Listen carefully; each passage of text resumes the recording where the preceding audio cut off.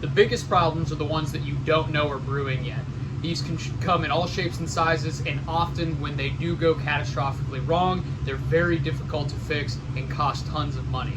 One of the big things that falls in this category is corrosion under insulation. It's hidden away from sight, you can't see it, and when it does cause a leak, it's a pain to try and figure out where that leak is coming from within your process or your tank system, right?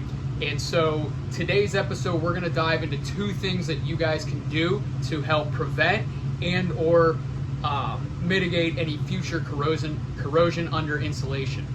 All right, and so guys, my name's Nick Barnett. I come here, bring as much knowledge as I can on coatings, lightings, and composite systems. I speak in general terms so that if you guys have questions for your suppliers, for your manufacturers, for your distributors, whoever you're working with, you can take this knowledge and apply it in your day-to-day.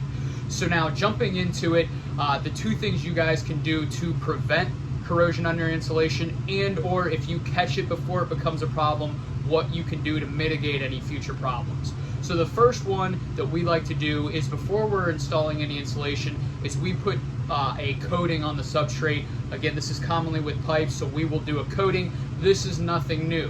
Where we like to change, and there's a lot of manufacturers that do this, is go with 100% solids epoxy systems. And one of the big reasons for this is the 100% solids epoxy systems in most cases are going to have a much better permeation resistance than a lot of your solvented systems. So these are going to be designed to stop moisture that is condensing, between the pipe, between the insulation. It's going to stop that from permeating through the coating, getting under it, and then causing that coating to fail, which ultimately will cause your piping to fail in the long run.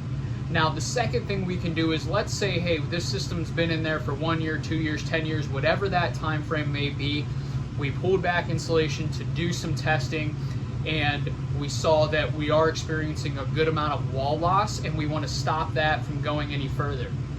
You can put down a coating, which is a great option. Let's say, hey, we're at 20% wall loss. We're not hurting the system in any way. We're still in good shape. We can prep that, put down a coating, re-insulate, everybody's happy, go home. Now, let's say that you had 1 inch of wall to start, and now you're down, you got 20% left, so about 200 thousandths of an inch, right? So it's still strong, but you are running the risk of seeing some failures there. What we'll do is we'll actually prep the surface, and then we'll install a composite system. Now, I have other videos talking about some of the composite systems. We can do urethanes, we can do epoxies.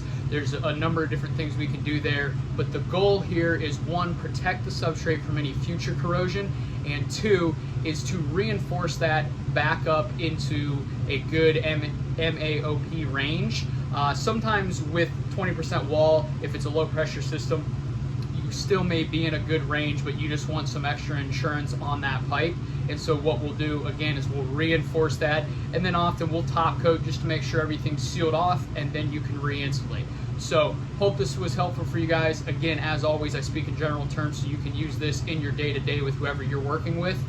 If you have any challenges, questions, or an experience where, hey, you had something that worked really well, drop it down in the comments so that we can all interact with you guys. Appreciate it. Take care. Godspeed.